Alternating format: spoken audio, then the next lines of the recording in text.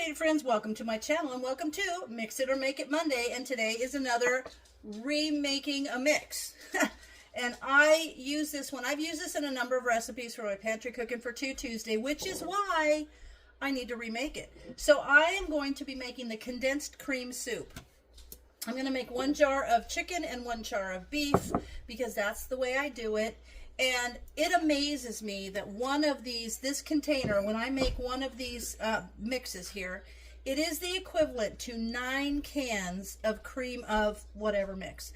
So if you don't want to add the beef or the chicken, you can just leave it plain.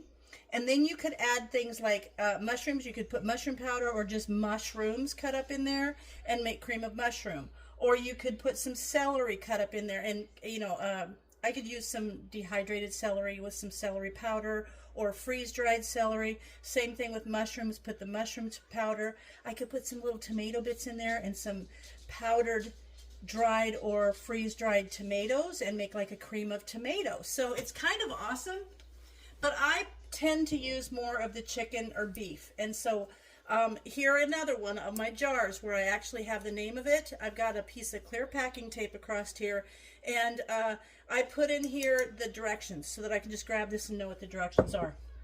So this again will be coming out of the publication that's linked in the description. You can print this whole PDF out and you can have it. But what this is the cream of the condensed cream soup. So what we start out with 2 cups of non-fat dried milk. And if you're new here, I'll tell you, everybody that's been watching this should know, non-fat dried milk is dried milk. It is not instant milk. So if you're going to use instant milk, you'll need to do twice as much because non-fat dried milk is much more dense. It's more concentrated in the way that it's made. And 3/4 cup of cornstarch. This is what gives you the nice, thick soup part of it. The cream part comes from having the right amount of cornstarch in there. That's awesome. And then I keep this, look at all the tabs and stuff. My little handout, my little PDF has just been used like crazy. Then there's 1/4 cup, and this is going to be the chicken. Now I'm going to use exactly the same ingredients, except I'm going to use 1/4 cup for the beef.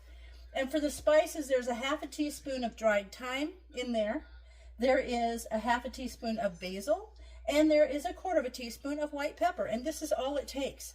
This is all it takes, and I'm making this in my kitchen. I'm using the ingredients that I know. Pretty basic, pretty awesome, and I'm not buying it in a can. And just think, for environmentally, I buy the big bags of things because I use them for all the mixes. But look at, I'm reusing my containers. You don't reuse your cream of soup cans, like your cream of chicken can. You don't reuse that. So I'm reusing my containers. So this is very good for, if you're conscientious about recycling and stuff, recycle your jars, use them again and again. And so there we have my cream of chicken soup. Look how quick that was. Quicker than going to the store and buying it in the can, that's for sure. All right, now, perfect.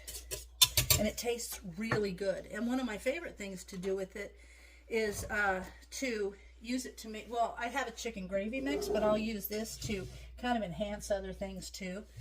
So let's get this poured in there. And, ooh,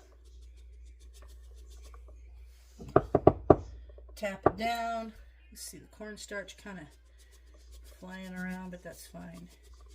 Sometimes it'll make a little bit more, and I will put it in maybe a 4-ounce jar or just a little zip top bag, and I'll lay it on top of this in my pantry so that I know. But if I tap it, it'll tap down, and I'll be able to get more and more in here. Let me use this spoon. So I'm going to do this. I'm just going to get this jar filled up. But that cornstarch is what makes it so perfect. It's super creamy. It's super nice. Get that down in there. So 9 cans of soup. So this 1 jar that I'm reusing is going to be the same as if I had used 9 cans of soup. That just blows my mind. And so you only use 1/3 cup of this in 1 1/4 cup of hot boiled water. And then you have the equivalent of a can of cream of chicken soup. So I think that's awesome. Okay, so that, I still have this left. So I'm gonna go get just a little zip top bag to put that in. I'll be right back. All right, now we're gonna make the beef version of it, and I've got the 2 cups of dried milk and the 3/4 cups of cornstarch is going in. The 1/4 cup of beef granules are going in, and then all the other same things, which is a 1/2 teaspoon of dried thyme, a 1/2 teaspoon of dried basil, and a 1/4 cup of white pepper. That's going in. And now I'm going to mix it up. And then now I have, basically, when I'm done, I'll have 18 cans of cream soup. Just as crazy, isn't it? So let's do this. Okay, nicely mixed. And let's pour it right here in the jar. I'm trying to think. You know what I also can do with this is I like to add it to just some boiled noodles as a side dish. It'll make like a creamy, beefy noodle dish if you want to. That's kind of yummy. And talk about,